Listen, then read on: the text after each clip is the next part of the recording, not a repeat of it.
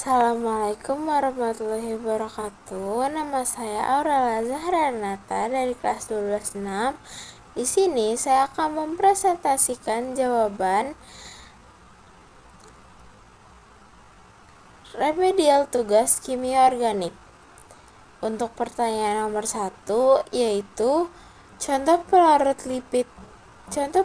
lipid selain heksan dan kriteria pelarut lipid yang baik.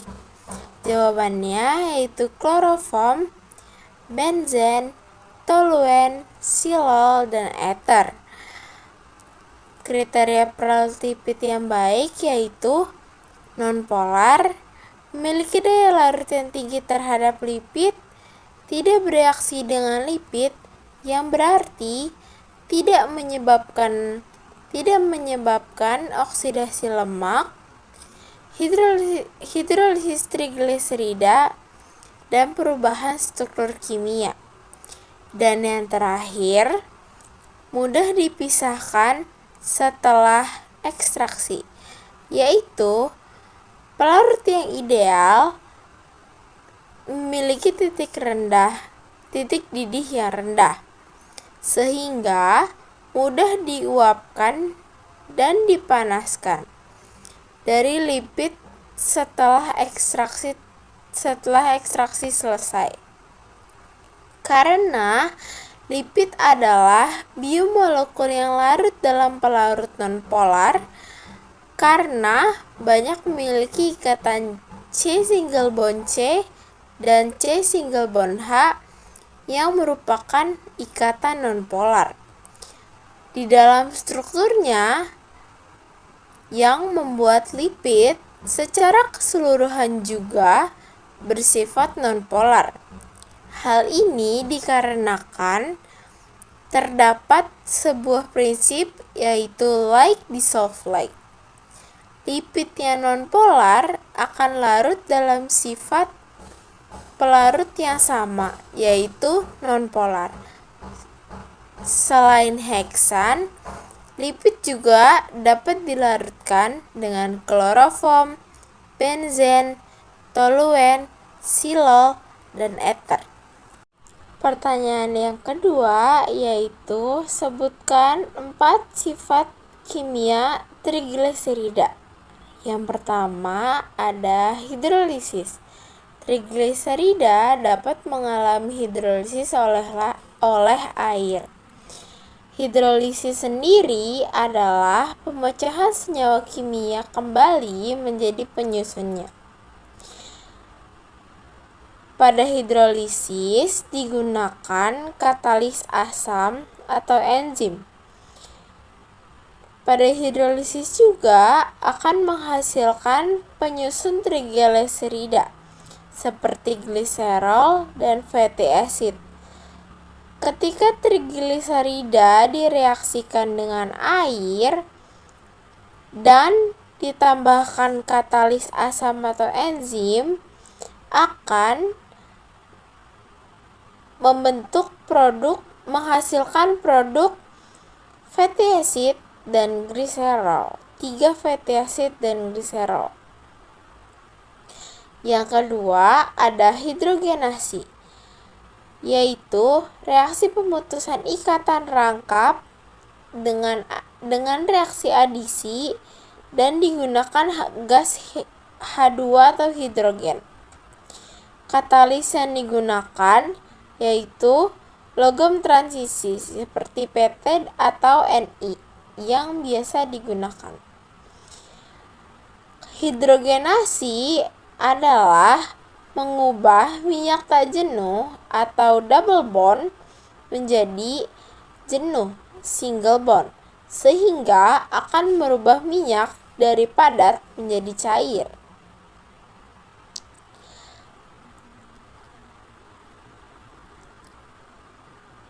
Hidrogenasi dapat dilihat dari pembuatan margarin dari proses pembuatan margarin dari minyak nabati. Lalu yang selanjutnya ada oksidasi. Oksidasi minyak yang memiliki banyak double bond dapat mengalami autooksidasi. Reaksi dengan oksidasi akan bereaksi dengan O2. Oksidasi pada single bond akan menghasilkan hydroperoxide, diene, dan FFA atau free fatty acid. Oksidasi double bond akan menghasilkan aldehid, triene, dan karbonil. Pada oksidasi juga akan menyebabkan minyak menjadi tengik. Yang selanjutnya dan yang terakhir yaitu ada saponification. Saponification adalah hidrolisis dalam suasana basah. Pada saponification akan menghasilkan sabun yang berasal dari garam, dari asam lemak, dan gliserol. Pada prosesnya, minyak atau lemak dipanaskan dalam basa kuat sampai dengan tersabunkan sempurna. Tipe sabun dibagi menjadi dua, yaitu sabun cair dan sabun padat. Pada sabun padat digunakan NaOH atau produknya disebut hard soap atau sabun natrium. Sedangkan pada sabun cair digunakan KOH yang produknya disebut soft soap, liquid soap, atau sabun kalium. Reaksinya, trigliserida akan ditambahkan basa kuat yang akan menghasilkan sabun dengan rumus kimia RC-ONA dan gliserol. Yang ketiga, analisis parameter yang berelasi dengan sifat kimia trigliserida. Yang pertama ada hidrolisis. Hidrolisis akan sama dengan bilangan asam atau acid value.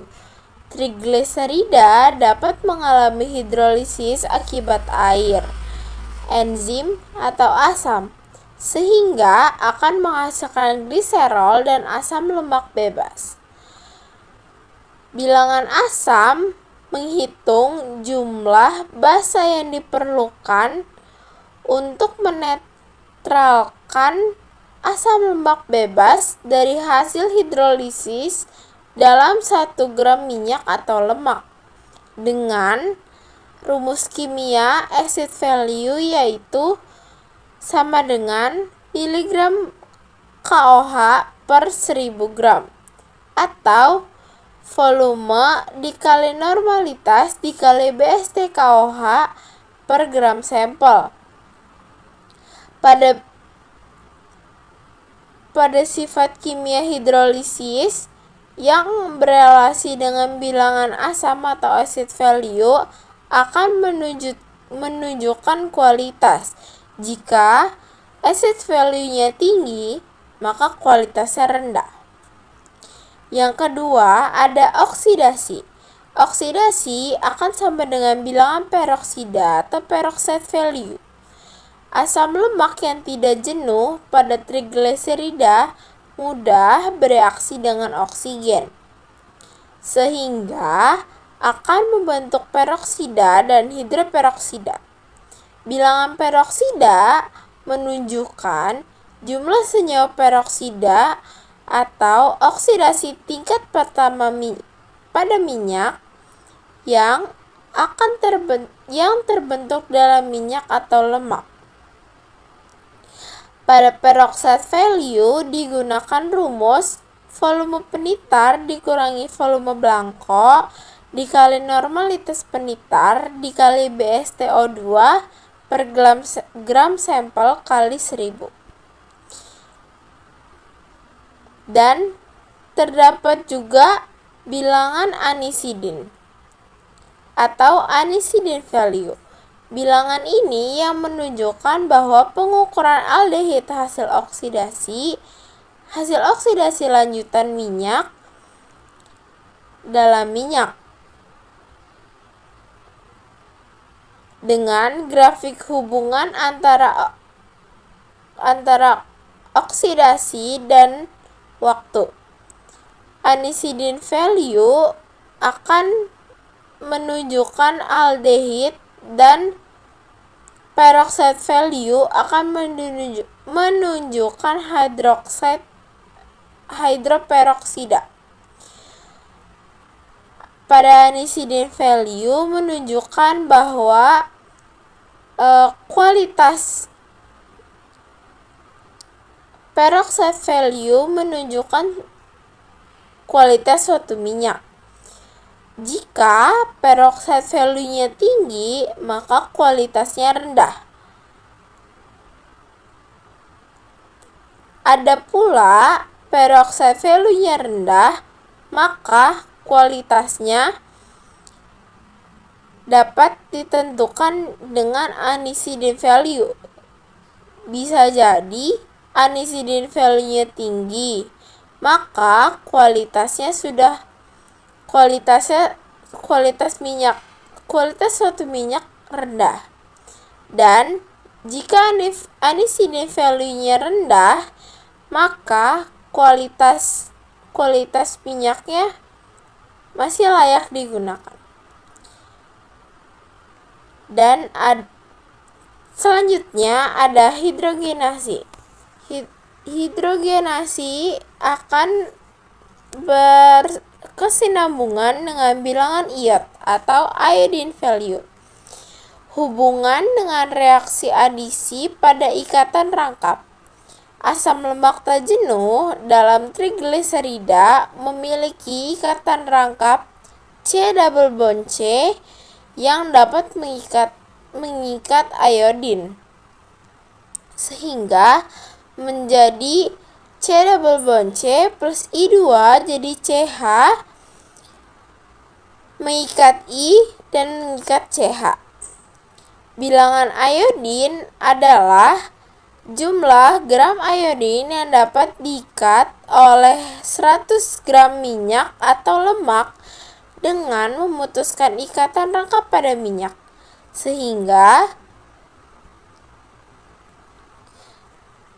secara tidak langsung bilangan iodin dapat digunakan untuk mengetahui tingkat ketidakjenuhan minyak.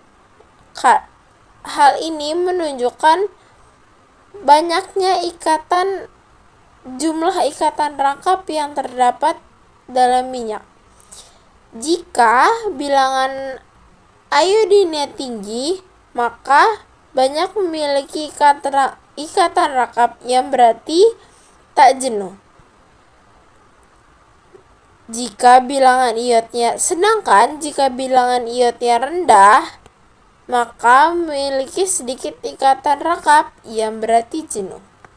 Yang terakhir ada saponifikasi yang akan berkesinambungan dengan bilangan penyabunan atau saponification number.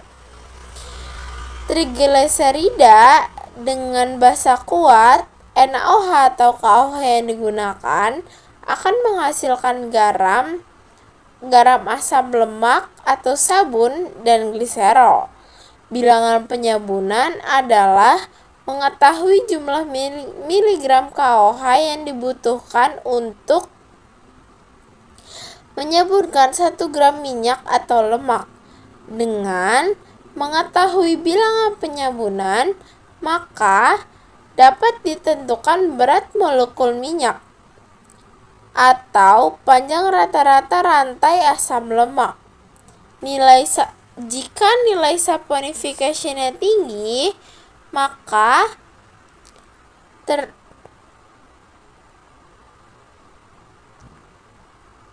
menunjukkan dua kemungkinan. Minyak atau lemak mengandung berat molekul rendah sehingga rantai karbon juga dapat dikatakan lebih pendek. Atau Bisa juga karena molekulnya kecil, jumlahnya akan banyak per gram minyak sehingga membutuhkan lebih banyak KOH untuk proses penyabunan. Dan jika nilai saponifikasinya rendah, hal ini menunjukkan minyak atau lemak memiliki berat molekul yang lebih besar sehingga rantai karbonnya lebih panjang, dan molekul yang lebih besar jumlahnya akan sedikit hingga membutuhkan KOH lebih sedikit dalam penyabunan. Pertanyaan nomor 4 yaitu kenapa bilangan asam penting untuk diketahui? Bilangan asam atau acid value adalah bilangan yang menunjukkan banyaknya basa atau miligram KOH yang akan digunakan untuk menetralkan 1 gram minyak. KOH menetralkan asam lemak bebas yang dihasilkan dari hidrolisis minyak bersama air. Ketika bilangan asam tinggi, artinya kandungan asam lemak bebas pun sangat tinggi. Hal ini menunjukkan minyak telah mengalami kerusakan atau telah muncul bau tengik, sehingga akan menurunkan kualitas minyak. Maka minyak akan cenderung asam dan tidak layak dikonsumsi. Bilangan asam merupakan parameter penting dalam analisis kualitas minyak dan lemak. Selama penyimpanan dan pengolahan trigliserida dalam minyak dapat mengalami kerusakan melalui proses hidrolisis yang menghasilkan asam lemak bebas. Semakin banyak asam lemak bebas yang terbentuk, maka akan semakin turun kualitas suatu minyaknya. Oleh karena itu, pengukuran bilangan asam digunakan untuk mengetahui tingkat kerusakan minyak atau ketidaklayakan minyak dan menentukan apakah minyak masih layak digunakan atau tidak. Pertanyaan nomor 5. Senyawa aromatik yang tergantung dalam minyak cengkeh, struktur dan berikan penjelasan kenapa dikelaskan sebagai senyawa aromatik. Senyawa yang terkandung dalam minyak cengkeh yaitu eugenol dengan struktur benzen yang mengikat CH3O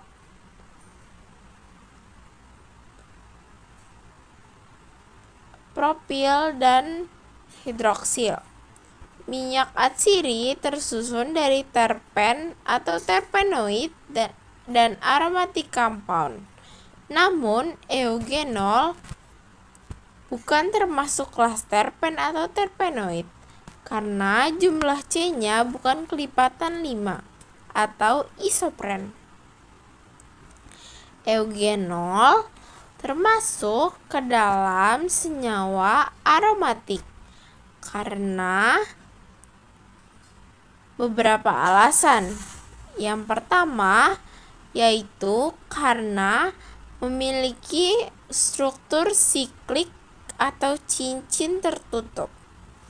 Eugenol memiliki cincin benzena yang tersusun dari 6 atom karbon membentuk struktur cincin datar atau planar.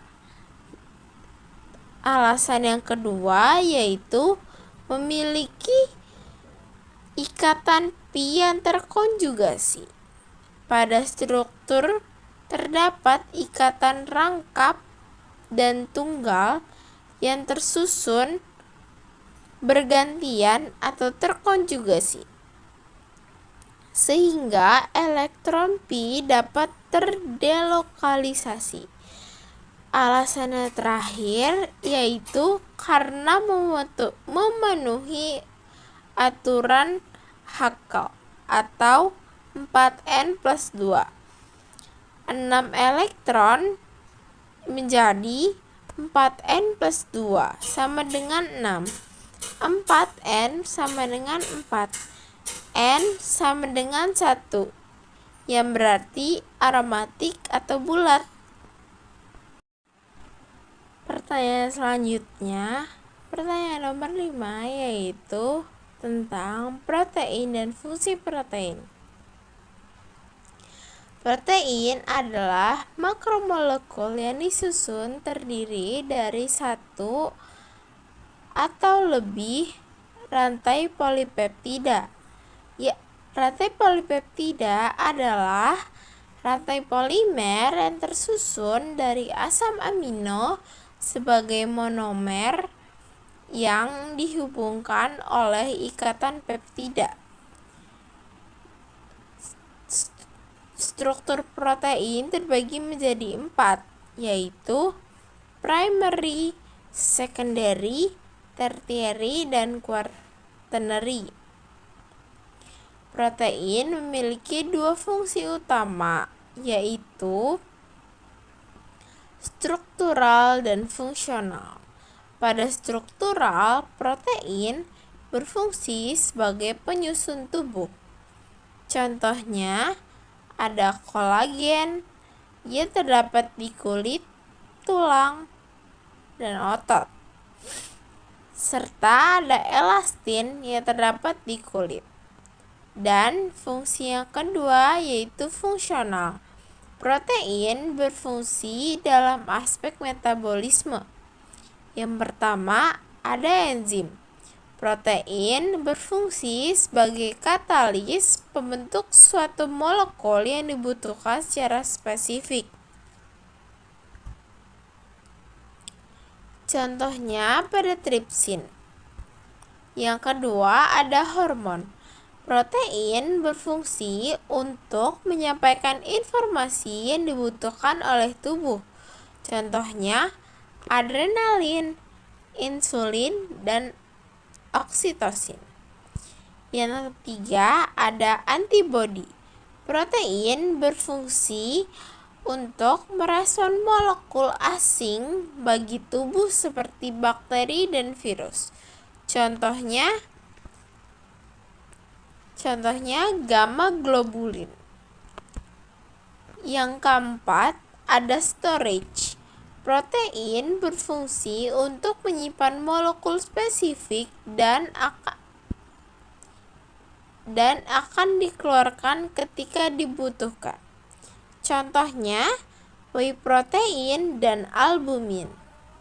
Yang kelima, ada transport.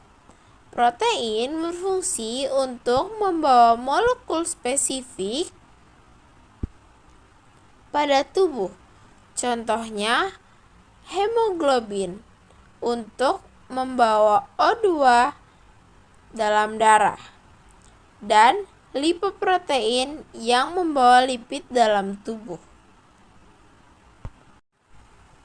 Pertanyaan yang kelima, ada Biuret test dan penetapan protein secara Kaldal. Yang pertama, pada Biuret test.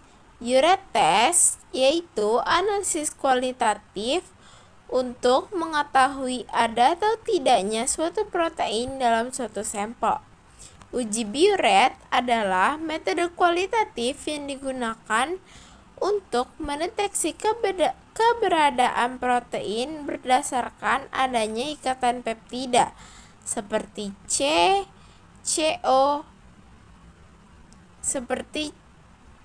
CO dan NH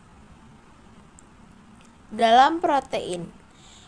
Prinsipnya, Dalam suasana basah, protein yang memiliki 2 atau lebih ikatan peptida akan bereaksi dengan ion tembaga atau Cu2+ dari CuSO4 dan membentuk kompleks berwarna ungu atau violet.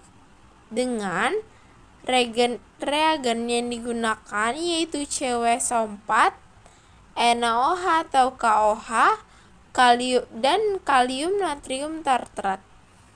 Dengan proses yang pertama, sampel dimasukkan ke dalam tabung reaksi, lalu ditambahkan NaOH dan ditambahkan beberapa tetes CuSO4, lalu dihomogenkan dan diamati perubahan warnanya. Jika hasilnya ungu, maka positif protein, maka sampel terdapat protein. Jika hasilnya berwarna biru, maka tidak terdeteksi protein di dalam sampel.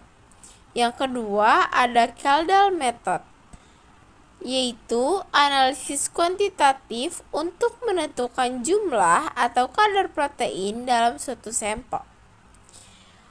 Kaldal Method adalah metode analisis kuantitatif untuk mengukur jumlah protein dalam sampel berdasarkan jumlah nitrogen total dalam sampel. Kaldal Method adalah metode yang digunakan untuk menghitung protein kasar. Kaldal Method menganalisis semua atau nitrogen total dari dalam sampel, sehingga tidak hanya di dalam senyawa protein saja, tetapi juga dari senyawa lain.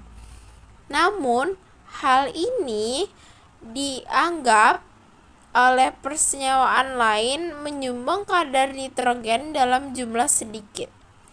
Diperlukan juga faktor konversi yang digunakan untuk mendapatkan kadar protein dari jumlah nitrogen. Pada Kaldal Method dibagi menjadi 3, yaitu destruksi, destilasi, dan titrasi.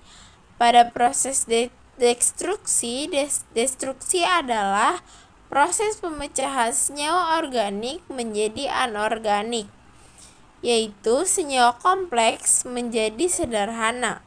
Dengan reaksinya, nitrogen organik akan direaksikan dengan asam kuat pekat dan katalis campuran selen yang akan menghasilkan diamonium sulfat, SO2 gas, CO2, dan H2O. Yang kedua ada proses destilasi. Proses destilasi yaitu proses pengubahan diamonium sulfat menjadi NH3 gas dengan memberikan suasana basah agar melampaui pKb dari NH3. Reaksinya, diamonium sulfat ditambahkan NaOH lalu dipanaskan akan menghasilkan NaSO4, NH3 yang menguap, dan H2O. Yang terakhir ada titrasi. Titrasi yaitu mengukur NH3 yang ditangkap oleh penampung dengan titrasi. Pada titrasi digunakan 2 penampung, yaitu H3BO3 dan HCl. Pada penampung H3BO3 dihasilkan reaksi NH3 plus H3BO3 dengan indikator BCGMM dihasilkan NH3H2BO3, NH4H2BO3. NH4H2BO3 akan dititar dengan indikator BCGMM sehingga menghasilkan amonium klorida dan H3BO3.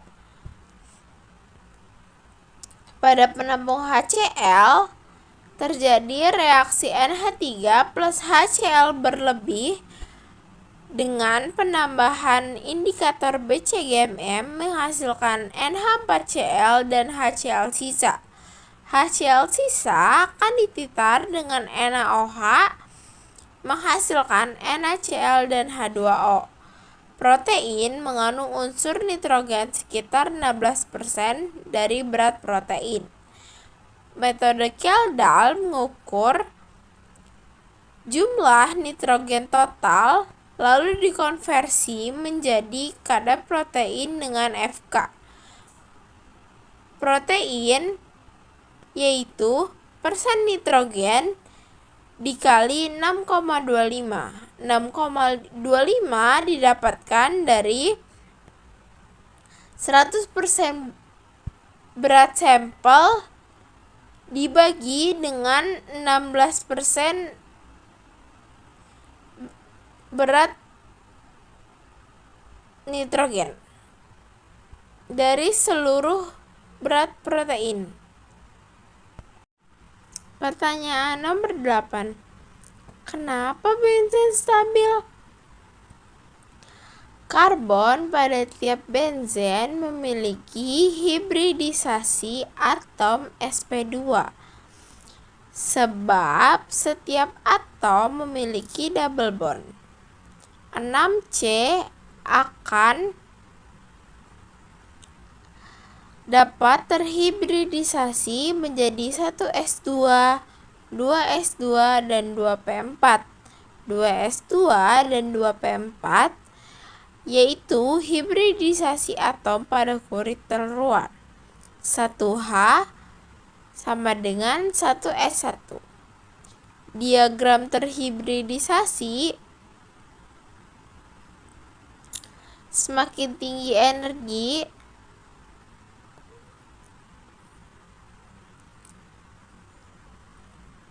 maka 2P akan mengisi masing-masing 1.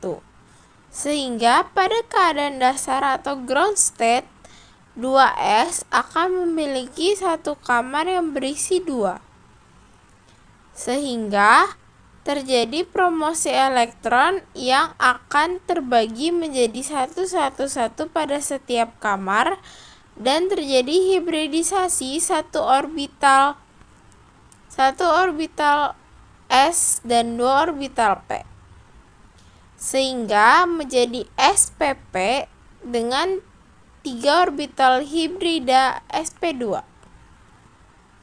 Pada orbital sp2 akan terjadi tumpang tindih atau overlapping pada orbital P membentuk ikatan P dan sigma.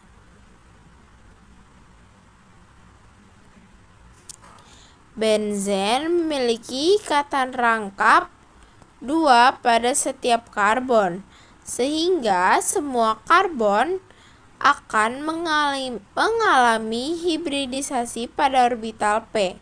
Orbital P yang tegak lurus pada bidang planar akan bertumpang tindih membentuk awan elektron pada bagian atas dan bawah bidang planar, yaitu bidang planar bidang datar, sehingga lintasan lurus dan memudahkan elektron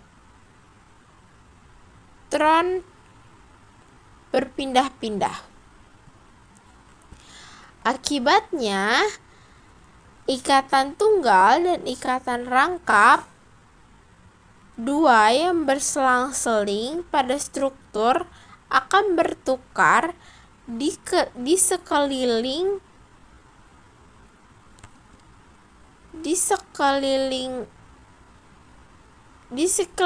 cincin dengan begitu cepat, dan akan terjadi delokalisasi elektron dan elektron beresonansi. Proses resonansi akan menyebabkan elektron P susah ditemukan atau sulit diputuskan. Maka dengan alasan tersebut, benzen benzen adalah unsur yang stabil.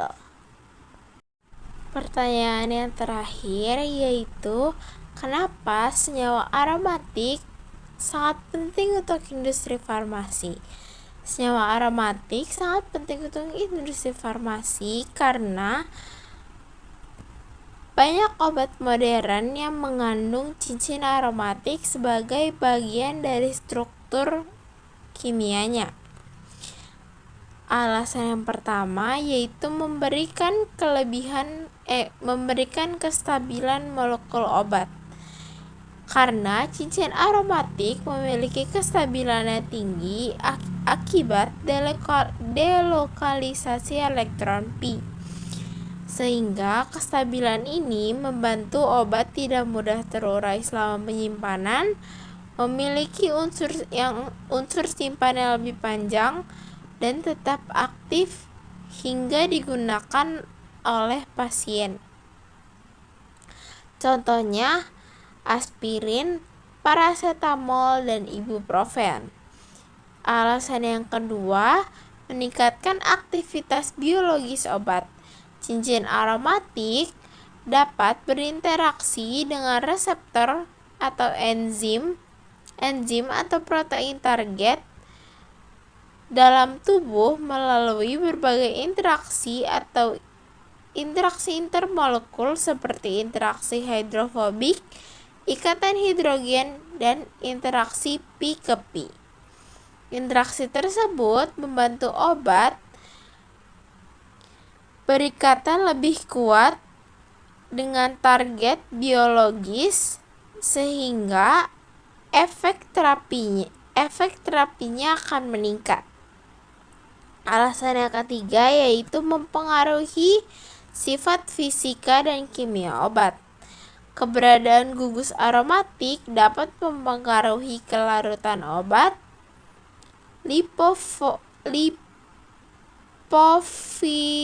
lipofilisitas atau kemampuan larut dalam lemak, penyerapan obat dalam tubuh, dan distribusi obat ke jaringan. Sifat-sifat ini penting untuk menentukan efektivitas suatu obat. Dan yang keempat, ada menjadi kerangka dasar banyak obat. Banyak senyawa obat dilarang dengan cincin aromatik sebagai kerangka utama karena mudah dimodifikasi atau disintesis dengan berbagai gugus fungsi. Contoh obat yang mengandung cincin aromatik, yang pertama ada analgesit atau antiperik yaitu aspirin dan paracetamol. Ada juga antibiotik yaitu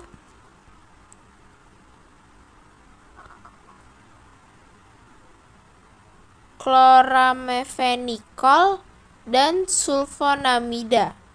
Dan ada antihistamin yaitu ada diphenhydramin dan loratadin. Ada anti kanker seperti tamoxifen dan doxorubicin. Dan yang terakhir ada antidesperan yaitu fluoxetine. Sekian penjelasan jawaban pertanyaan remedial tugas kimia organik.